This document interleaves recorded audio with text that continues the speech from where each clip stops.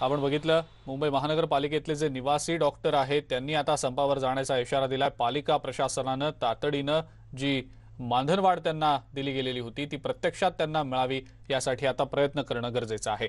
पुढची बातमी आता आपण बघणार आहोत। आपण वृत्त मालिका चालवत आहोत न्यूज 18 लोकमतवर। राज्यातल्या वेगवेगळ्या शहरांमध्ये वेगवेगळ्या जिल्ह्यांमध्ये ऑक्सिजनचे प्लांट तयार केले जात आहेत। ऑक्सिजनचा जो तुटवडा गेल्या काही दिवसांमध्ये निर्माण झालेला होता तो तुटवडा दूर केला जातोय, ती कमतरता दूर केली जाते। पाहूयात या संदर्भातल्या बातम्या।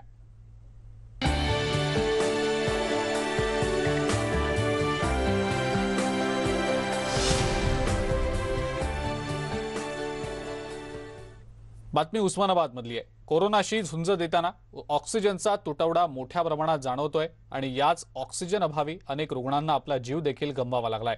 हा ऑक्सिजनचा तुटवडा भरून काढण्यासाठी जिल्ह्यातील प्रशासकीय यंत्रणा कामाला लागली असून उस्मानाबाद जिल्ह्यात हवेतून ऑक्सिजन निर्मिती करण्याचा प्लांट शासकीय रुग्णालयात सुरू करण्यात आलेला आहे।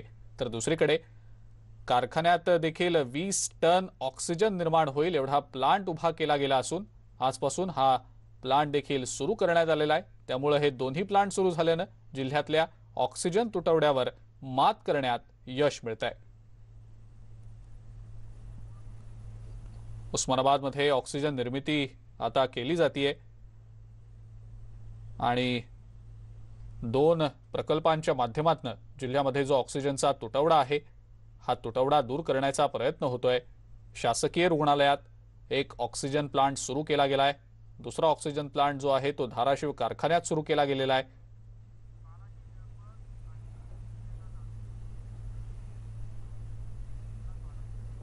आणि या संदर्भातली अधिक माहिती आपण जाणून घेणार आहोत। बालाजी निरफळ आपले प्रतिनिधी आपल्या सोबत आहेत सध्या।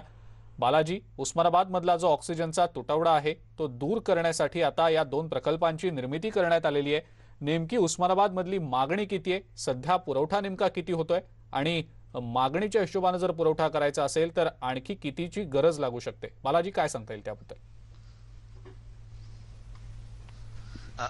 अजिंक्य, एक जर बघितलं तर आजची कोरोना रुग्णाची आकडेवारी जर उस्मानाबाद जिल्ह्यातली बघितली तर 7052 म्हणजे 7000च्या पुढे जो आहे तो कोरोनाचा आकडा गेलाय।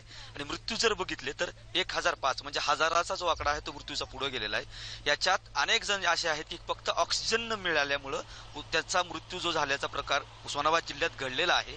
उस्मानाबाद जिल्ह्याची एकूण सारासार जर विचार केला तर सध्या तामलवाडी, उस्मानाबाद शासकीय रुग्णालय आणि चौराखळी या 3 ठिकाणी तामलवाडीचा जुनाच प्रकल्प आहे, तिथं ऑक्सिजन निर्मिती केला जातो। तिथून सोलापूर जिल्हाही असेल किंवा लातूरलाही असेल तिथं पहिल्यापासून तिथं दिला जातो। उस्मानाबाद जिल्ह्याची एकूण जर मागणी बघितली, आता मागणी 17 ते 20 लाख मेट्रिक टन जो आहे तो ऑक्सिजन सध्या गरजेचा उस्मानाबाद जिल्ह्यासाठी आहे। मात्र प्रशासन जे आहे ते तामलवाडीच्या जीवावरती आता 10 ते 12 मेट्रिक टन जो आहे तो त्याच्यावरती काटकसरीने सगळं हे चालवलं जात होतं। मात्र आता ऑक्सिजनच्या तुटवड्यासाठी जे प्रशासन प्रयत्न करत आहे त्याच्यामध्ये सिव्हिल शासकीय रुग्णालयात जो ऑक्सिजन उभा केलेला आहे तिथंही आता 10 लाख मेट्रिक टनाचा जो आहे तो सारासार ऑक्सिजन तिथून उपलब्ध केला जाणार आहे। दुसरी राज्याच्या दृष्टीने जर बघितलं सागळ्यात महत्त्वाचं म्हटलं तर साखर कारखानदारांना जी ऑक्सिजन निर्मिती करण्याचं जर राज्य सरकारचं धोरण होतं ते कुठेतरी फायदेशीर पडतंय अशी परिस्थिती उस्मानाबाद जिल्ह्यात तरी किमान पाहायला मिळते। धाराशिवचा जो चौराखळी कारखाना आहे की तिथं आजपासून टेस्ट करून ही यंत्रणा ऑक्सिजनची कार्यान्वित केली जाणार आहे। साधारणतः 20 टन जो आहे तो ऑक्सिजन तिथून मिळणार आहे। साधारण 20 टन जर ऑक्सिजन चौराखळी कारखान्यातून मिळाला तर उस्मानाबाद जिल्ह्याची गरज भागली जाणार आहे। तर दुसरी आनंदाची आणखीन एक गोष्ट आहे की बाकीचा रांजणी म्हणून कारखाना कळंब तालुक्यात आहे, त्याही कारखान्याचं जे ऑक्सिजन निर्मितीचं काम आहे तेही अंतिम टप्प्यात आलेलं आहे। एकूण जर प्रशासनाची कसरत बघितली, प्रशासनाचे प्रयत्न बघितले तर हा ऑक्सिजनचा सगळा जर तुटवडा जो होता तो कुठेतरी कमी करण्याचा प्रयत्न प्रशासन करते। मात्र काही उणीव आहेत। आपल्यासोबत हे सगळा अभ्यास करणारे काही त्यांचे पत्रकार आहेत आणि यात मला सांगा सध्याची ऑक्सिजनची परिस्थिती आणि सध्याचं सगळं प्रशासनावर असणारं ताण काय, एकूण सध्याची परिस्थिती आहे, कसा ऑक्सिजन पद्धतीने प्रशासन केले, काय एकूण सांगा?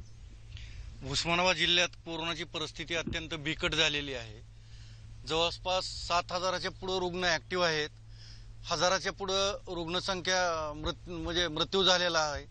आणि हे सर्व हे करत असताना प्रशासनाची दमछाक होते। फक्त एकाच ऑक्सिजन प्लांटवर धाराशिव उस्मानाबाद जिल्ह्याची आरोग्य यंत्रणा उभी होती, परंतु राज्यातील पहिला ऑक्सिजन निर्मितीचा साखर कारखान्याचा धाराशिव साखर कारखान्यानं केलेला पायलट प्रोजेक्ट त्या ठिकाणी जिल्ह्यासाठी महत्वाचा ठरत आहे. ठिकाणी जवळपास 20 मेट्रिक टन दररोज ऑक्सिजन निर्मिती करण्यात येत आहे. येथील चेअरमन धाराशिव साखर कारखान्याचे चेअरमन अभिजित पाटील यांनी महाराष्ट्रामध्ये साखर कारखानदारीत चांगल्या प्रकारे प्रोजेक्ट उभा करण्याचं काम त्यांनी अहोरात्र परिश्रम घेऊन केलेलं आहे. त्याच्यामुळे उस्मानाबाद जिल्ह्याला एकच साखर कारखाना जेवढा पाहिजे तेवढा ऑक्सिजन निर्मिती पुरवठा करू शकतो. ते त्यांचं काम आज धाराशिवचे पालकमंत्री असतील, गडाख साहेब असतील, त्याच्यानंतर धाराशिवचे खासदार ओमदादा निंबाळकर असतील, आमदार कैलासदादा पाटील असतील. मला म्हणायचं आहे की साखर कारखानदारीचं उस्मानाबाद जिल्ह्यात जर बघितलं तर दुष्काळासाठी कारणीभूत साखर कारखानदारी प्रामुख्यानं म्हणली जात होती. आता ही कारखानदारी कुठंतरी असल्या कोरोनाच्या संकटाच्या काळात ऑक्सिजन निर्मिती करून कुठंतरी एक चांगलं काम करते असं म्हणता येईल का? किती कारखानदार आता जिल्ह्यात आहेत आणि किती कारखानदार? बालाजी, सध्याची परिस्थिती आपण जर बघितली तर उस्मानाबादला जितकी ऑक्सिजनची गरज आहे तितकी गरज भागवली जाईल अशी स्थिती आहे. 2 प्रकल्प आहेत. दोन्ही प्रकल्प जर व्यवस्थित कार्यान्वित झाले तर उस्मानाबादला जी गरज भासतीये ती पूर्ण होईल. येत्या काळात कदाचित जर गरज वाढली, मागणी वाढली तर त्याबद्दल देखील नियोजन प्रशासनातर्फे केलं जाईल. बालाजी, धन्यवाद. सविस्तर माहिती आपण दिलीत त्याबद्दल. आपण उस्मानाबादचा आढावा घेतला. उस्मानाबाद नंतर बारामतीमध्ये कोरोनाचा धोका जो आहे तो दिवसेंदिवस वाढल्याचं आपण बघितलं. बारामतीमध्ये नेमकी काय स्थिती आहे याबद्दलची ते देखील आपल्याला जाणून घ्यायचंय. जितेंद्र जाधव आपले प्रतिनिधी आपल्या सोबत आहेत सध्या. जितेंद्र, बारामतीमध्ये जितकी मागणी आहे ऑक्सिजनची तितका सध्या पुरवठा होतोय का? काही नवे प्रकल्प यासाठी सुरू केले गेलेत का? काय सांगता येईल त्याबद्दल? अजिंक्य, आज आपण बारामतीचे प्रांताधिकारी दादासाहेब कांबळे यांच्याकडून माहिती घेतली. त्यांनी आपल्याला असं सांगितलं की बारामती तालुका असेल, इंदापूर तालुका असेल, दौंड तालुका असेल, या 3 तालुक्यासाठी दररोज जवळपास 16 टन ऑक्सिजनची गरज लागते. परंतु प्रत्यक्षात त्या ठिकाणी 14 ते 15 टनच ऑक्सिजन त्या ठिकाणी मिळतोय. आणि असं असताना ऑक्सिजन निर्मिती करणारे प्लांट आहेत, परंतु त्याला जे लिक्विड लागतं ते लिक्विड मिळत नाही. आता आपल्या प्रेक्षकांना आपण दाखवू की अशा पद्धतीने सिलेंडर मध्ये ऑक्सिजन भरलं जातं आणि त्याचा पुरवठा केला जातो. माझ्याबद्दल मी आता एका जीवेस कंपनीमध्ये आलेलो आहे. तिथले ओनर आहेत, आपण त्यांना विचारू एकंदरीत आपल्या या प्लांटमध्ये किती ऑक्सिजन निर्मिती आपण करू शकतो दिवसभर? पर डे 20 मेट्रिक टनाची आपण निर्मिती करू शकतो. पण सद्यस्थितीला आपल्याला दिवसाला फक्त 7 ते 7.5 टनच लिक्विड येते आणि त्यातून आपण साधारणतः जम्बो सिलेंडर 800 ते 850 पर्यंत भरू शकतो. सद्यस्थितीला आपली कॅपॅसिटी 20 टनाची आहे. जर आम्हाला 24 तास प्लांट चालवायचा असेल तर कमीत कमी 15 ते 16 टन जर लिक्विड मिळालं तर त्यातून आपण सद्यस्थितीला दौंड, इंदापूर, बारामती ह्या ठिकाणी मेडिकलला प्राधान्याने ऑक्सिजनचा पुरवठा करतोय. असं असताना जे औद्योगिक वसाहतीमध्ये आपण ऑक्सिजन सिलेंडर देत होता त्या ठिकाणी आता काय परिस्थिती? औद्योगिक वसाहतीमध्ये आपण सिलेंडर देत होतो सुरुवातीला, परंतु सद्यस्थितीला एकही सिलेंडर आपण औद्योगिक वसाहतीला देत नाहीये. ज्या कंपन्या ऑक्सिजनवर अवलंबून आहेत, ज्यांचा उद्योग ऑक्सिजनवर अवलंबून आहेत, त्यांचं पूर्ण उद्योग बंद पडलेले आहेत. जर आता भविष्यात प्राणवायूच मिळाला नाही तर पेशंटच्या मृत्यूची संख्या देखील वाढत चाललेली आहे. मग अशा वेळेस आपल्या ठिकाणी जर समजा एखाद्याला सिलेंडर मिळत नाही, मग असे काय वाद होतात का? वाद होतात. रात्रीचे पण फोन येतात, 12:30-1 वाजता बी रात्रीचे फोन येतात. ज्यावेळेस पेशंटला डिस्चार्ज दिला जातो, डिस्चार्ज दिल्यानंतर त्याला घरी सोय करायला सांगतात. डॉक्टर त्यांना पत्र देतात, एखादा तरी सिलेंडर घरी न्या आणि तिथं तुम्ही सोय करा. अशा वेळेस बरेच लोक वाद करतात आणि सिलेंडर पण देतो आपण ॲडजस्ट करून. त्याची जेवढी कॅपॅसिटी आहे त्याच्या प्रमाणात आपण त्याला 1-2 सिलेंडर असे देतो. अजिंक्य, नवीन बातमी आपल्या समोर आली की जर समजा एखाद्या पेशंटला ऑक्सिजनची गरज असेल तर त्या पेशंटच्या नातेवाईकांना डॉक्टर पत्र देतात की आपण एखादा सिलेंडर स्पेअरला ठेवा.